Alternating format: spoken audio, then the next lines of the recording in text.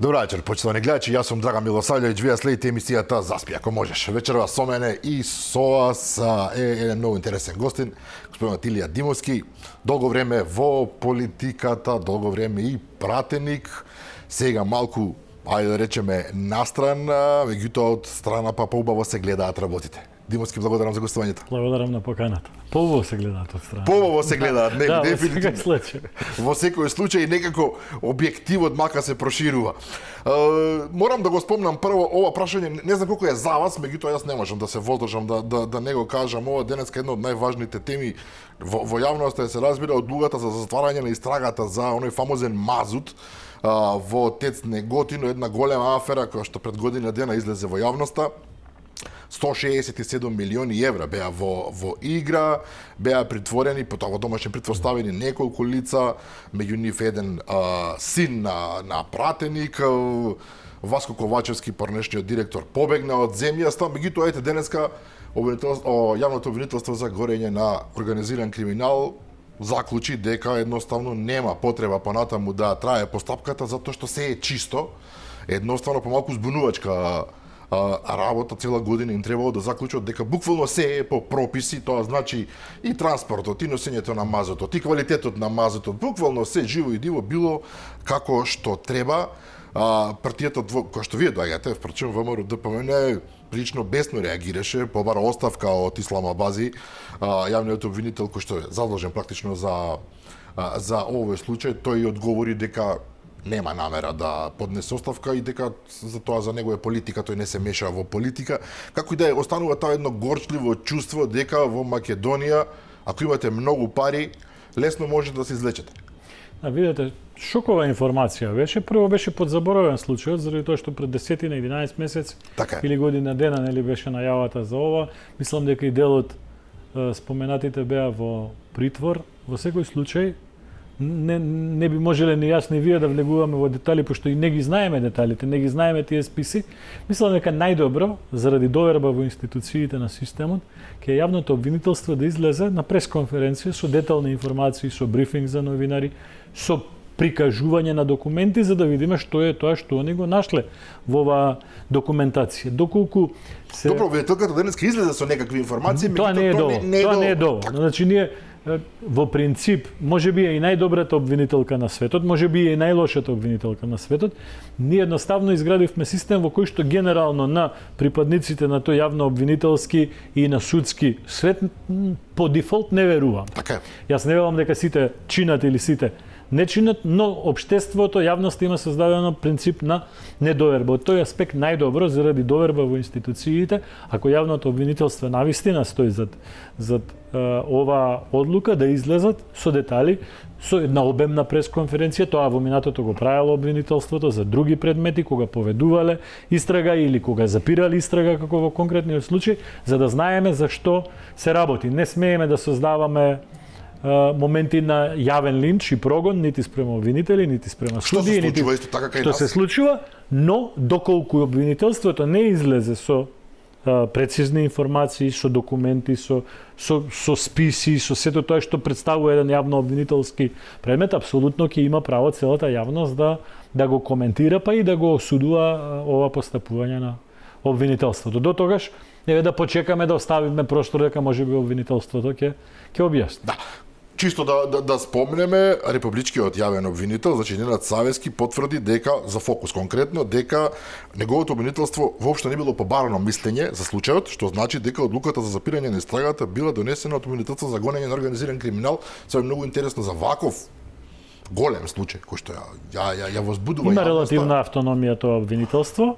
Тие закони се носеа во еден период. Меѓутоа, многумина веќе потрчаа да кажат дека новиот државен обвинител се слика наоколу, се фотографира, не работи. Се чисто и ова да го... Знаете... Така оди тоа. Јавната функција, јас не го познавам јавниот обвинител, но јавната функција предизвикува одговорност пред јавноста, така и за политичарите.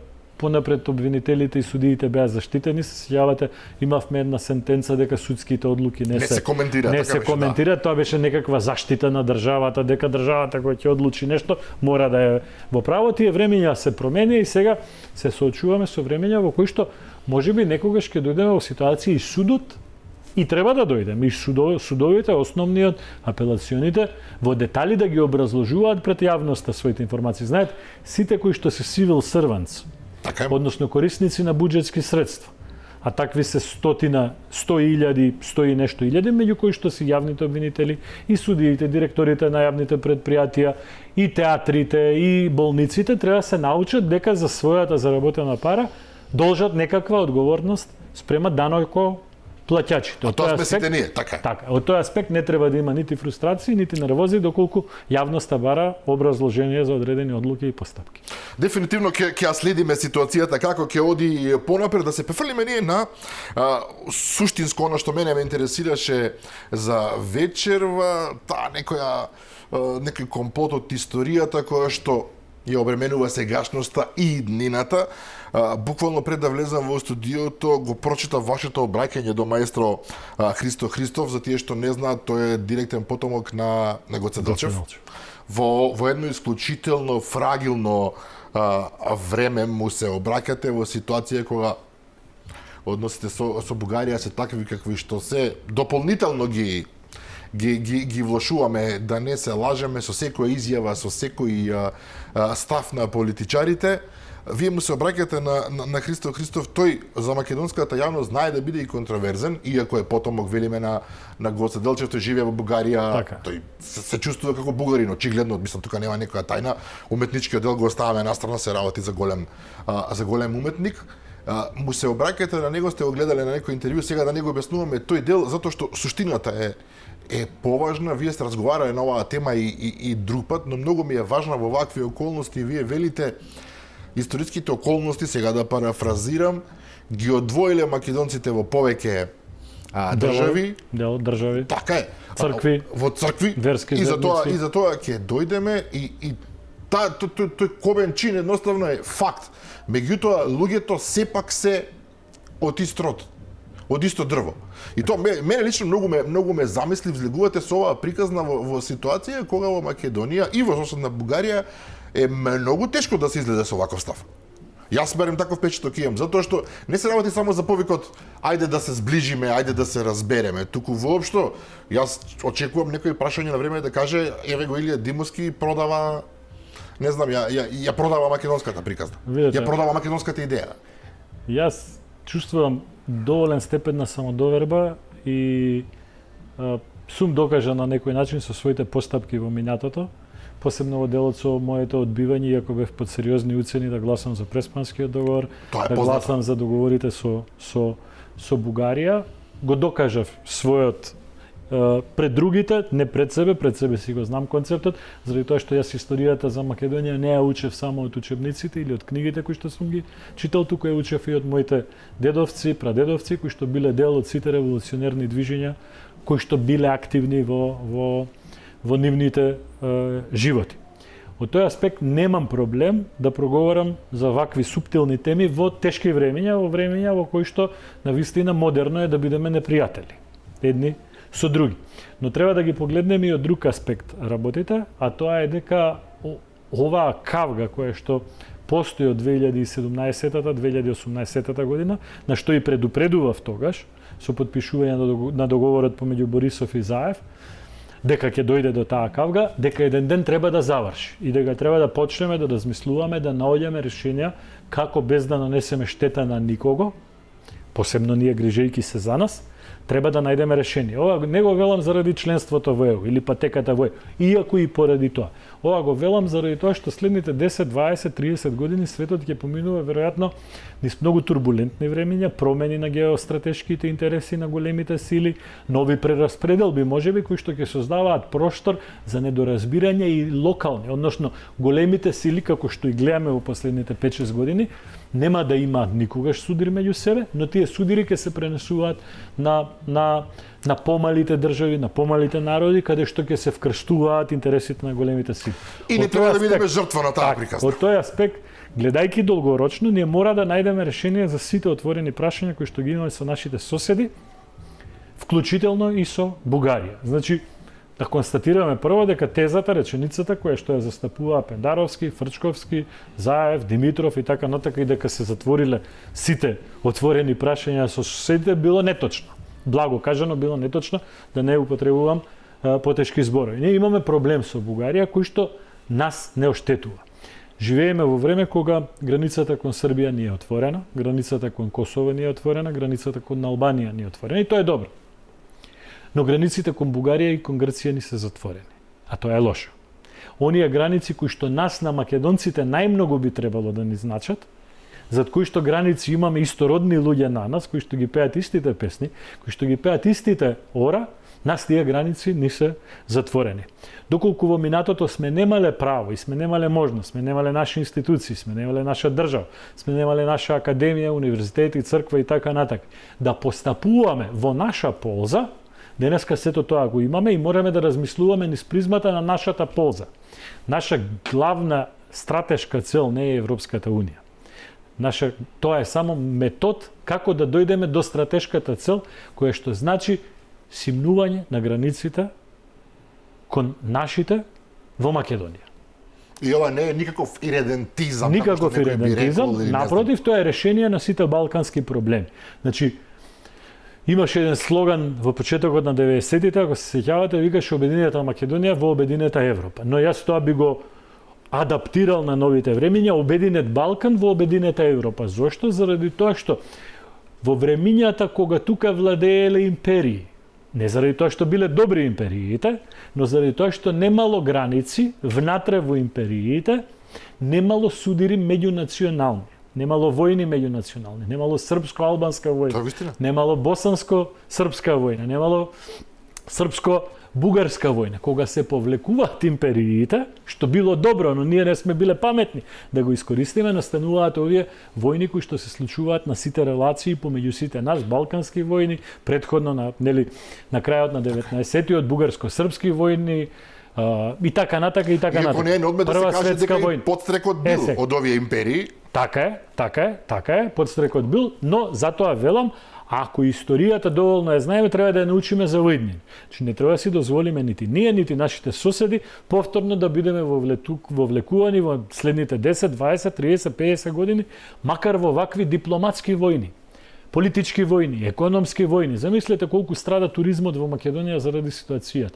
Замислете колку страдаат инвестициите во Македонија од Бугарија заради војни. И обратно, имаше години во кои што масовно македонци одеа на зимување во Банско, во Боревец, во Пампорово. Не оди никој, скоро никој не оди. Имаше години во кои што масовно бугари доаѓаа во Охрид и во Битола. Скоро нема такви групи.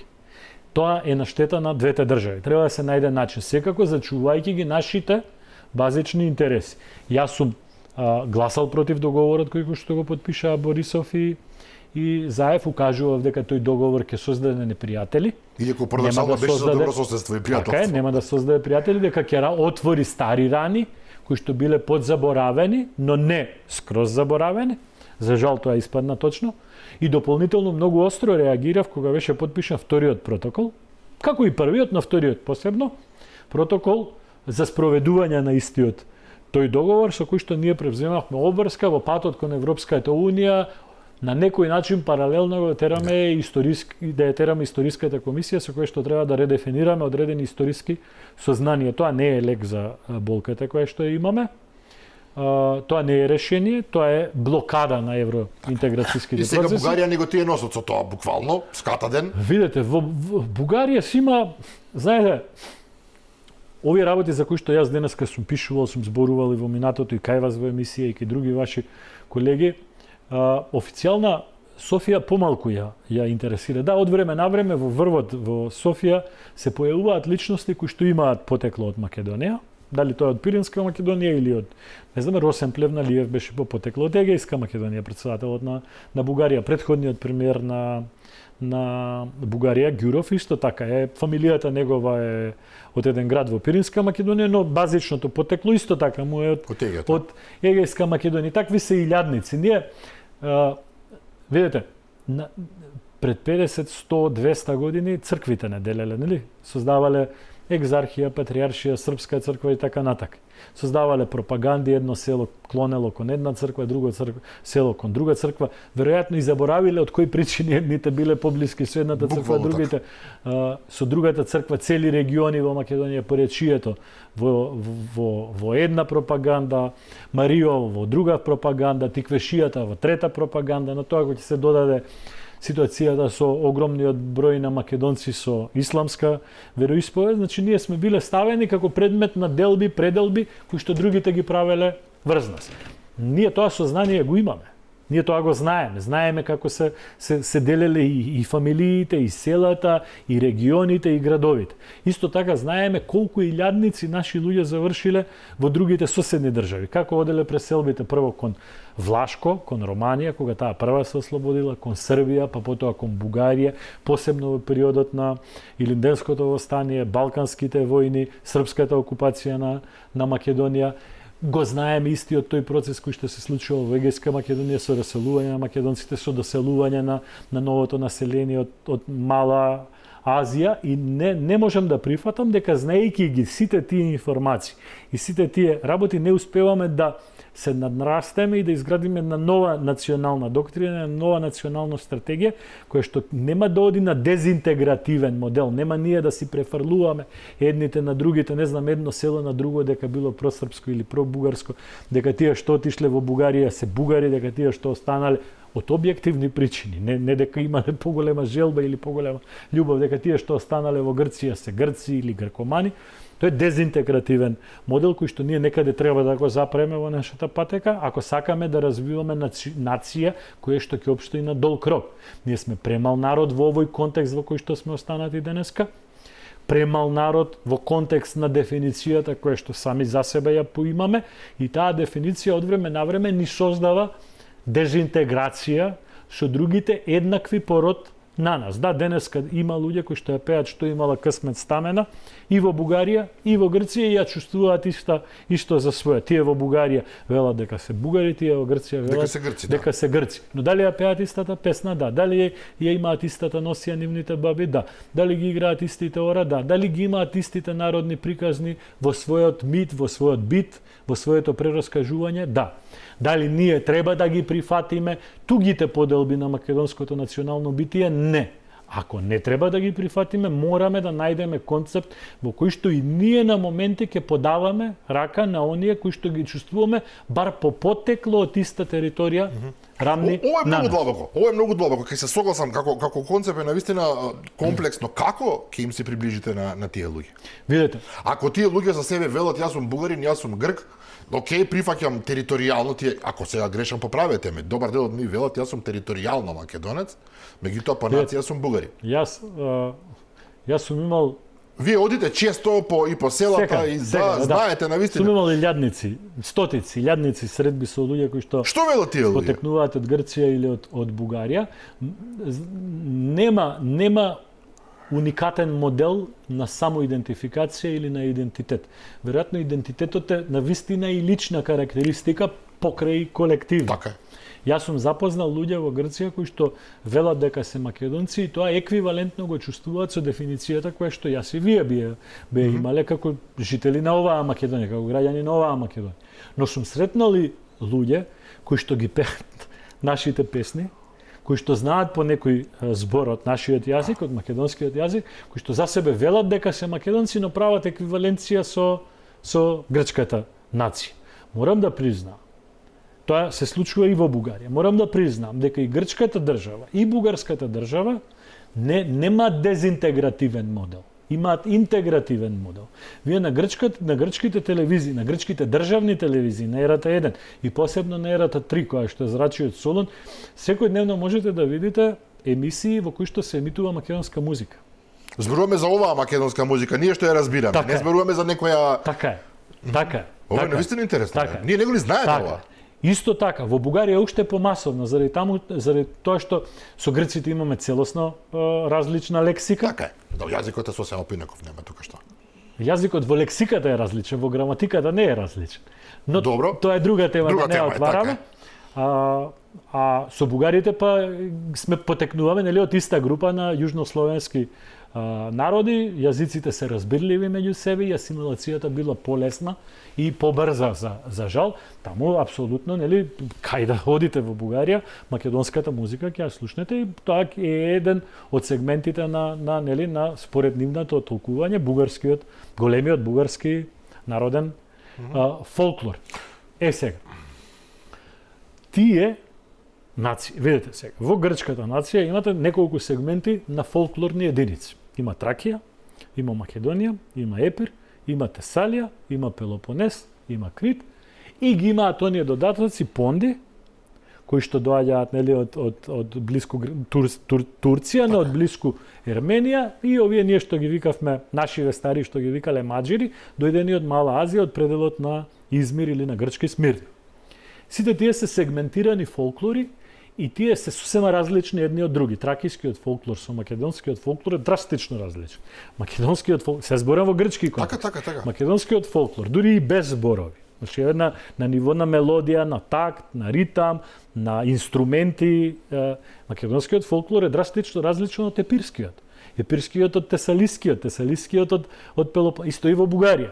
Имате повеќе сегменти, имате родопски, имате Странџа, имате Добруџа, имате Мизија, имате Македонија во концептот на, но тие се интегративни модели, дури и различните од себе, нашле модел, малце постари држави, малце поискусни држави, многу повеќе поддржани од европските стратези, дипломати, државници. Како го постигнале? Ова е многу добро прашање.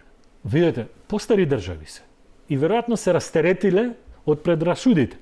Тие градат интегративен модел. Дури и сегментите кои што знаат дека не се дел од нивната базична етногенетска структура, сепак ги купуваат. Ги интегрира. Да, ги интегрира. Така, во Грција има огромен број, огромно население со влашко потекло. Има огромно население кое што се наречени арванити, кои што се таму во Грција 200-300 години, кои што целосно се имаат вклопено во грчкото општество и сега себе си се чувствуваат за грци. Имате голем број нели на луѓе кои што се македонци без разлика во кој диапазон на таа идентификација, само идентификација. Но пак ќе речем, тие се интегративни општества кои што привлекуваат и различни на себе и не дозволуваат исти на себе да избегаат од јатото. Ние за жал, дали мислите дека ние сме дезинтегративни? Ние за жал успеваме да си најдеме замерка по секоја основа. Така, ние не 35 години, ние 70 години не најдовме интегративен модел со македонците со муслиманска вера. За ова потпишувам. Така. Значи, и затоа тие бегаат во други апсолутно. Значи не се чувствуваат своји на своето, а се во своја држава. Не ги интегриравме. Да, има кратки периоди пред 10 години, сега нешто. Да, дека се подпише и така натака, ќе стане пратеник, ама тоа е тоа. Пратеници, вработување, така натака, но суштински, стратешки, ние сме дозволиле да имаме дезинтеграција по таа основа. Добро. Второ, еве еден пример. Не знам дали знаете, сосема случајно дозна, во Торонто, Канада, пред некоја година се случува една средба на која што седнуваат заедно председатели на 3 организации. Едната е United Macedonians, добро. Едната е МПО и третата е Пан Македоники. Сите три се големи организации. Така, препознатливи. Имињата кажуваат се, така. Се. И знаете што е најинтересно? Сите тројца зборат на истиот јазик. Ово што го разбираме ние. Апсолутно, македонскиот јазик. И од тој аспект не смееме да продолжиме по тој модел кој што можеби е па во полза на сите наши соседи. Ме разбирате? Колку ние сме подезинтегративни, толку просторот за проширување на нашите соседи е поголем. Но како да им го пратиме? Еве како да им ја пратиме таа порака? Шубава мисла. Еве ова што го направивте вие. Му пракате порака на господинот маестро. Шубава мисла. Мораме да подадеме рака, мораме да надминеме некои стереотипи, мораме да сватиме дека историјата треба да ја користиме не за препукување меѓу нас, туку за поука. Не смееме да ја користиме за плукање, туку да научиме каде се нашите грешки и да не ги повторувам. Нели имаше една позната изрека, вика народите кои што нема да ја научат својата историја, се проколнати да ја повторуваат. А нашата историја не е убава и не би сакал да ја повторуваме, но за да не ја повторуваме мораме да ја научиме во смисла на искористување на препирки. Да. Димовски, има ли тука за танго се потребни двајца?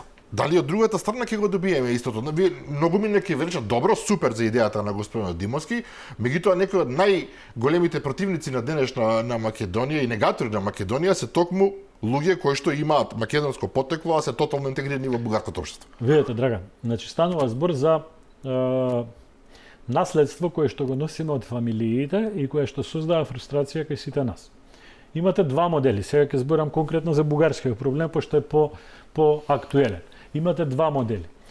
Едната, условно кажано, ние македонците останати во оваа Македонија сме наследници на фамилии кои што без разлика на сите несреќи одлучиле да останат во Македонија, без разлика на сите војни, сите страдања, гладови, Што и да. банди, напади и така натака, останали и се бореле тука.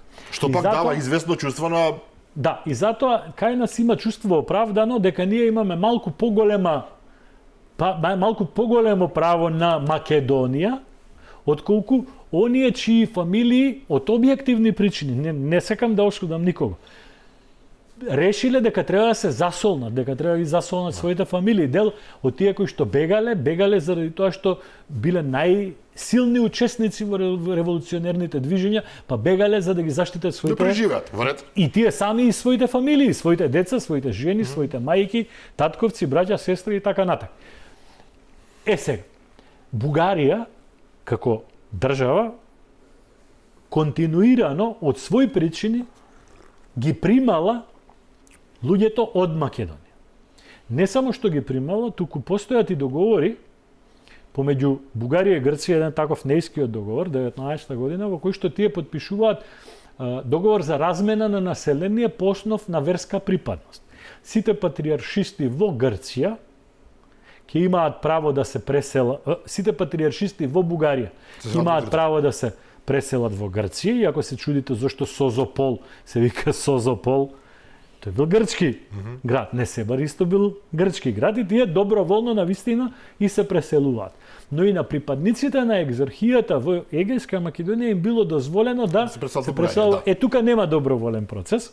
Тоа едноставно биле шутнати сега да кажеме. Првата година-две има само 1000 луѓе кои што го искористиле овој договор, други после тоа биле принудувани и се случувало огромна размена население.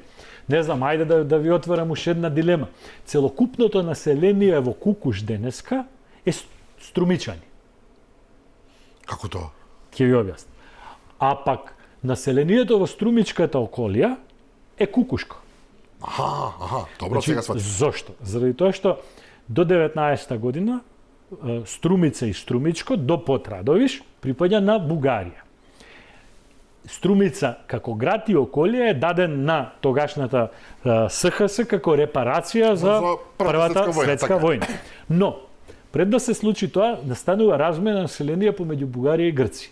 Патриаршистичките фамилии од Струмица во најголем дел заминуваат во Кукуш, екзархиските фамилии од Кукуш и овие протестантски, унијатски, католички, зашто Кукуш е центарот, не е Струмица центарот во тоа време на разните овие црковни субстрати кои што се појавуваат, тие се доселуваат во Струмичката котлина. Затоа денеска ние имаме унијати, католици, протестанти, методисти. Мистон варијанта, добра. Токму во Струмичкиот регион, кој што базично потекнуваат сега. Ова е многу важна информација, меѓутоа токму сега читав нешто дека во Кукуш, бидејќи ја спомнат заради Гоце Делчев во вакво, вие практично освен некаква дел од црква, нешто останато, вие немате ништо. Стариот Кукуш 13 година со влегување на грчката армија е срамнет со земја.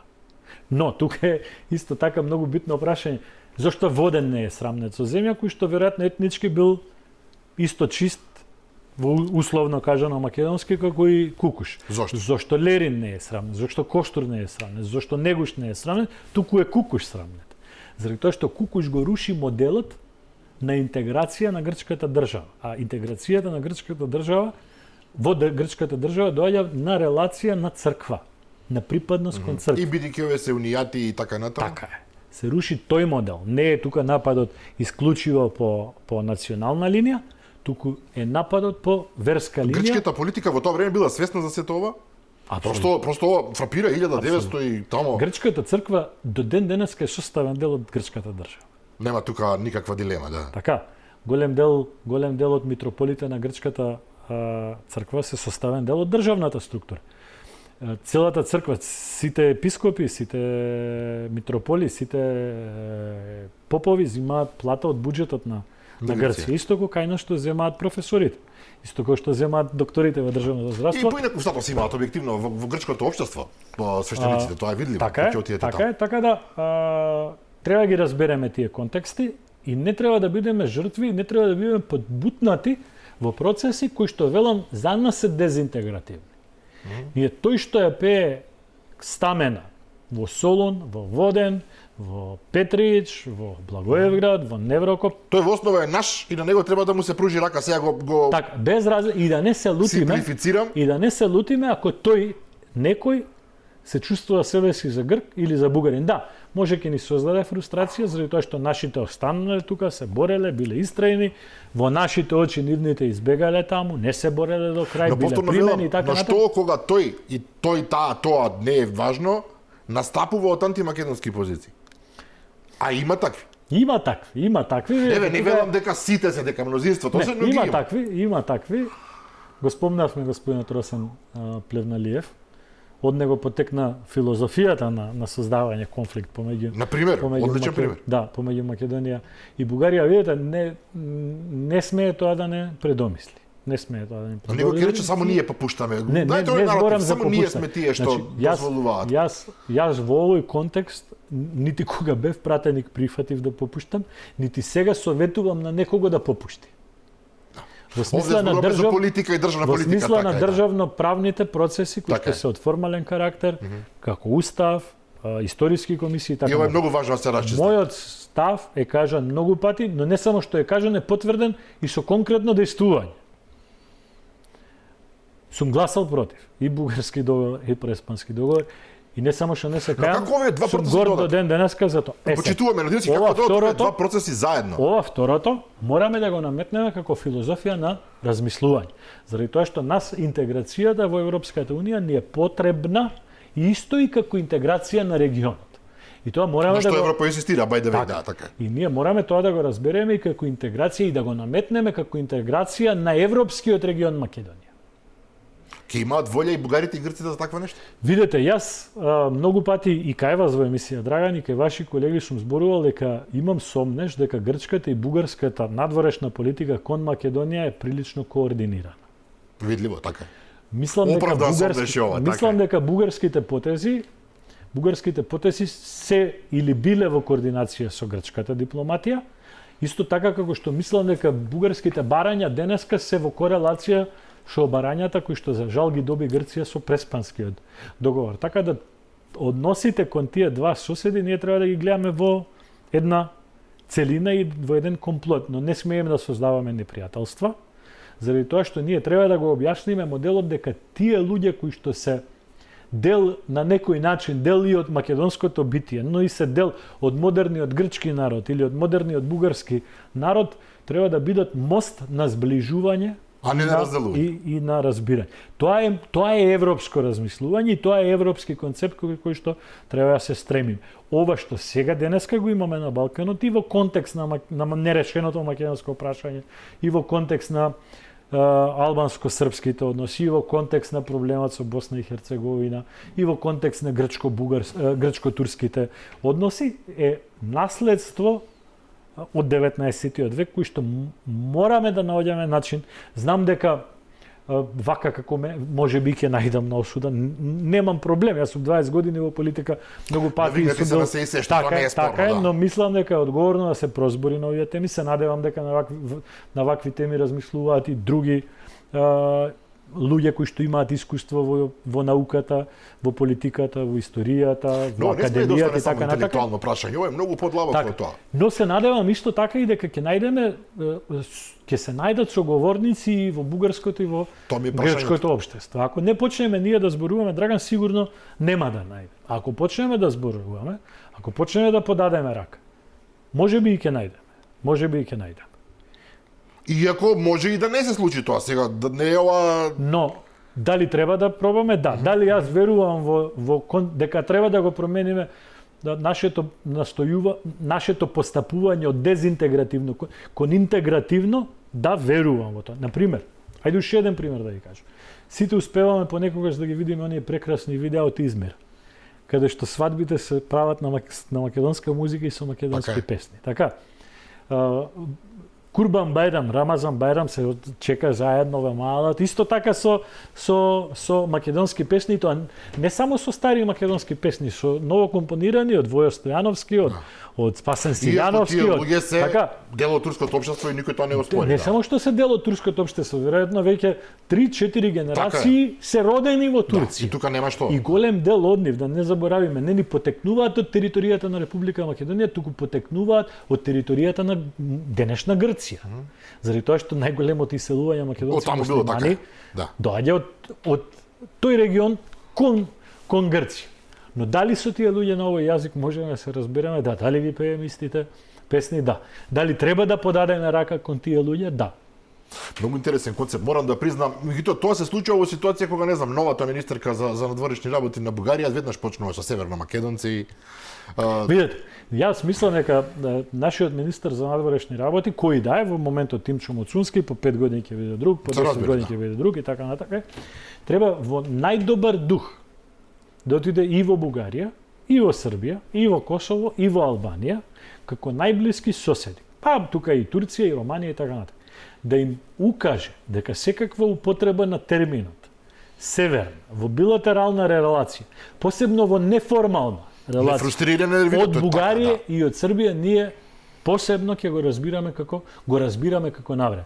Значи, ако мене некој англичанец или германец ми рече Република Северна Македонија, ме лути, ама не ме нервира. Ама сваќам. Ама кога некој србин или некој бугарин ќе ми рече Северна Македонија, точно знаете што прави, така. Така. Тоа ме нервира. И од тој аспект можеби треба и погласно на овие две држави, на овие две народи, да им го кажеме тоа, јасно и прецизно, дека од нив најмалку што очекуваме во духот на некое заедничко минато, да не употребуваат термини кои што нас ни се наметнати и недоброволни.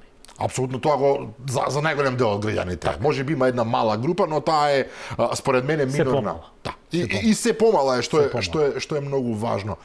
Овдека мислам дека веќе е депласирано, и не е депласирано да се зборува за Румен Радев. Еден мој колега наметна една интересна тема на друг медиум, дека можеби токму Румен Радев, новиот премиер на Бугарија, до неодамна председател, кој што има исклучително тврди ставови кон Македонија, всушност токму тој би можел полесно да прифати некакво компромисно решение со Македонија, отколку некои либерали, затоа што либералите утре заутре ќе треба да се правдаат пред тамошната јавност, додека овој со тврдиот став напротив би можел едноставно полесно да го протне доколку има волја. Што мислите за тоа? Во смисла дека он има докажана трак рекорд на никој него нема да му рече ништо. Да, никој ќе му рече, но тоа нема да се залепи за него, така? Ќе му рече некој дека е предал некој вако таков, но нема да се залепи. Нема да се залепи. Видете, Драган, да појасниме.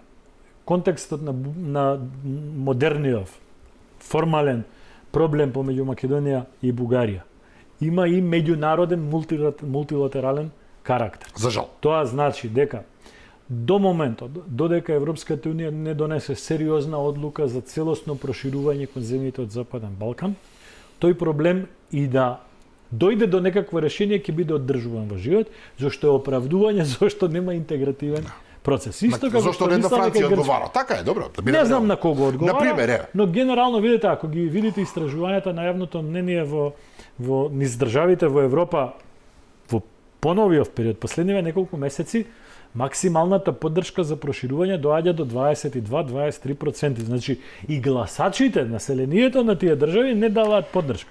Сега, за жал во контекст на украинската криза, украинската војна, доколку се случи порас на Украина, можеби ќе се зголеми потребата на Европа да покаже пак позитивни резултати на друго поле. Значи, се може многу брзо да се промени, многу брзо може да се испроблематизира, но многу брзо може и да се реши. Од тој аспект, без разлика на овој контекст кој што е малце надвор од дневната политика или од државната политика, би сакал да потенцирам дека она што владата го прави во овој период, не прифајки ги притисоците и држејќи до еден принципиелен став, за кој што и доби всушност легитимитет од граѓаните, така е исправна политика.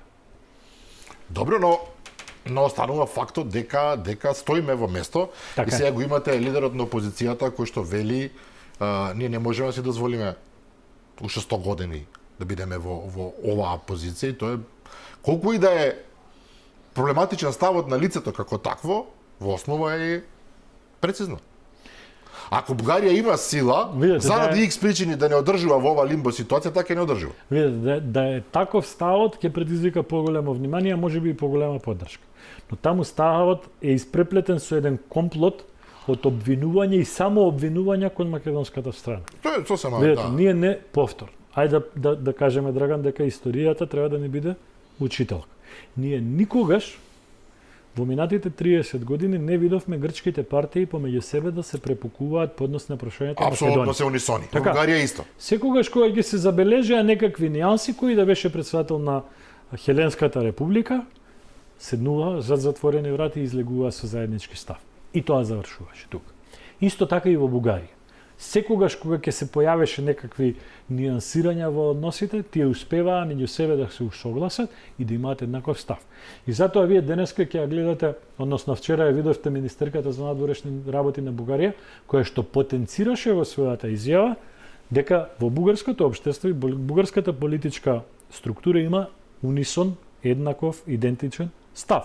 И тоа е многу силен аргумент пред меѓународната заедница. Но зошто ние тоа За не може да го разлика, постигнеме, ние- не разбирам. Кога за нас е ова прашање е поважно колку за нив. Грција може да живее во принципи без проблемот со Македонија. Бугарија исто така. Ние сме тие што сме блокирани, ние сме тие што сме заглавени, ние ли сме способни да создадеме единствено мислење за ова круцијално прашање. Види, веројатно најточниот, нема точен одговор, но најточниот одговор е заради тоа што сме се уште млада држава и не успеавме Не треба- во 30 години да го поминеме со решо сето она што се појавува на политичката сцена. Кога велам решо мислам не на решо за грејење, Туку на сито, да. На сито, низ кое што треба да Да се прочисти, така е, да. Не, така, да видиме какви се размислувањата на луѓето, какви се фамилиарните вредности, какви се традициите, какви се уверувањата, какви се убедувањата, што имаме зад себе, што имаме пред себе и така натака.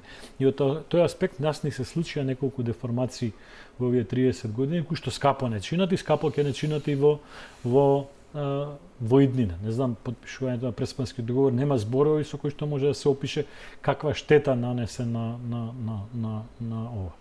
Во Преспанскиот договор имено, добро што ме асоциравте, е напишан во неговиот член 7 дезинтегративниот модел по кој што ние мора да се држи. Молам, објаснете го малку. Таму во член 7 од Преспанскиот договор вели двете страни имаат право да ја користат придавката македонски. Така. Но таму објаснува, вика, под терминот македонски за првата страна, односно за грчката држава, Хеленската република, ќе се подразбира целокупното историско, културно, јазично, фолклорно наследство на територија на првата страна, значи на територија На Грција, добре? Грчка, Македонија условно кажано, исто така и од антика до средниот век. Апсолутно го добија целиот антички период Така. на тацна, така е. Но и до средниот век. До 7 век, кое што некако се лоцира со некакво доаѓање на Словените, овие така. простори. За втората страна, вика, се разбира културното, историско, јазично наследство на територијата на втората страна, значи само на републикава, која што сме ја основале, од средниот век до денеска. Сега, ние со тој договор востановивме два типа на македонска историја, македонски фолклор, формално, не суштински, македонска традиција. Така, под едната дефиниција се подразбира едно, на грците, така.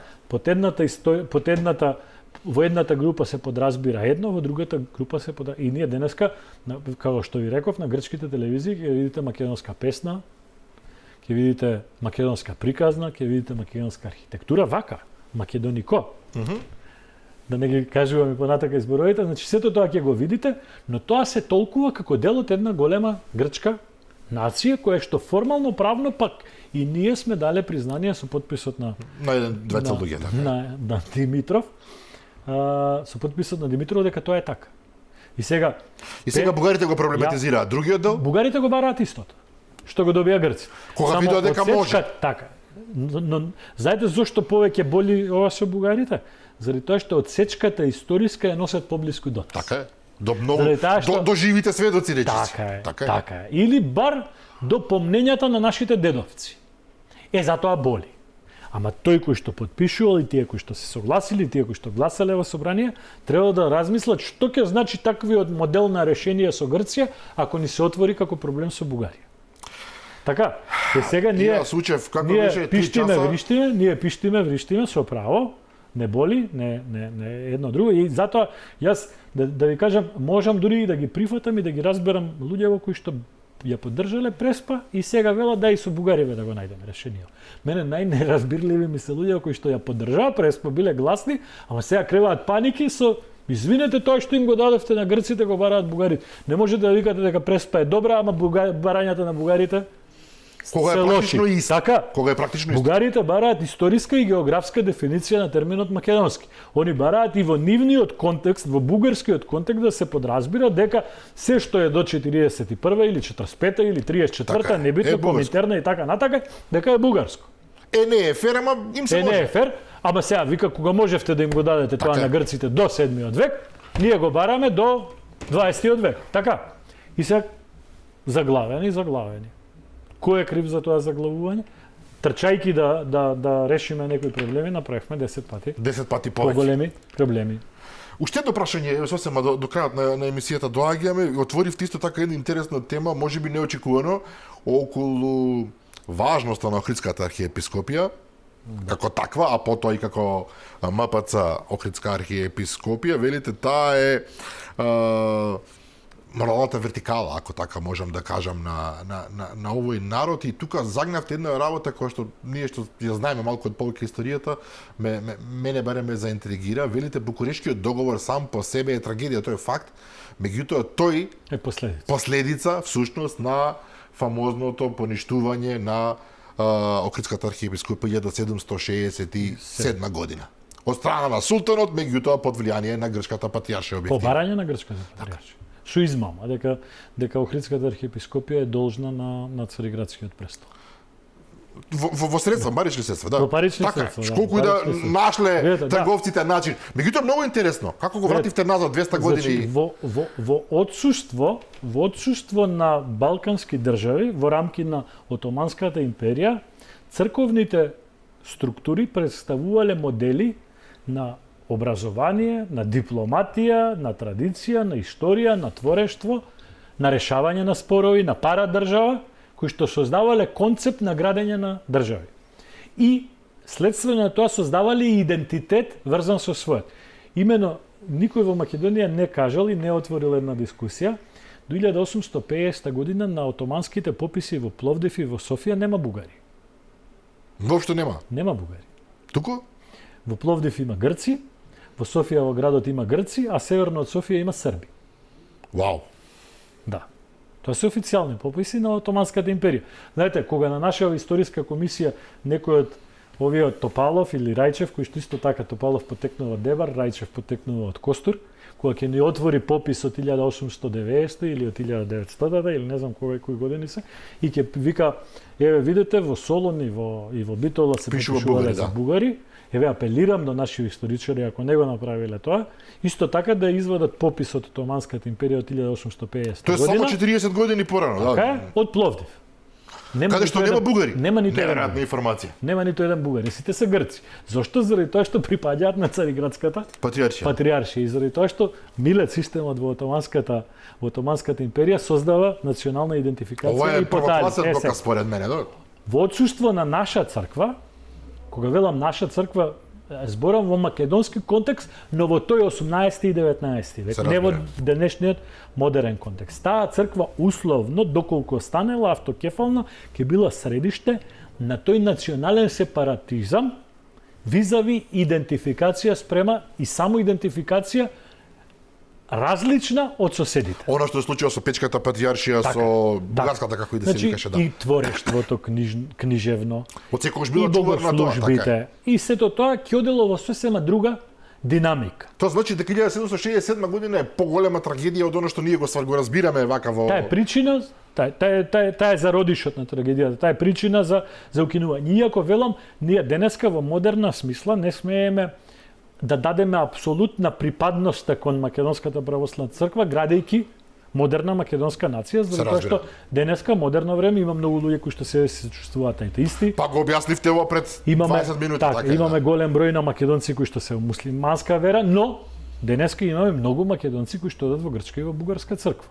Така, јас, например, имам лично искуство, сум го раскажувал во вашата телевизија, сум бил низ Австралија во посета на нашите црковни општини, но сум сретнувал луѓе чии браќа или сестри одат во црквите грчки.